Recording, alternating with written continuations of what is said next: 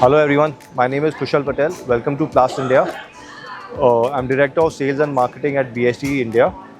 So here we are at Plast India at the BST India booth. We're in Hall 12. Our booth is B1.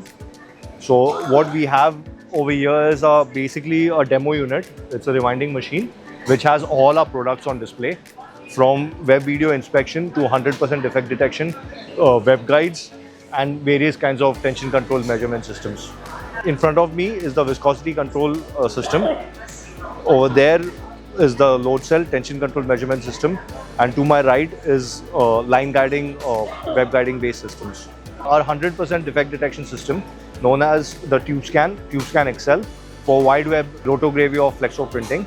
So up to 450 meters per minute, 100% defect detection system. And you can have it online, you can have it on a doctoring machine. You can have it online with workflow on a doctoring machine as well. So you get the entire repeat on a viewing screen and a HMI, and every defect will be detected and displayed. So Plast India, it's a premier exhibition, so it has the maximum footfall. So keeping that in mind, it's something that it's a must for us to participate in. Meeting new customers and catching up with old ones is always something to look forward to. There's a lot of innovation and indigenous manufacturing happening in BST India.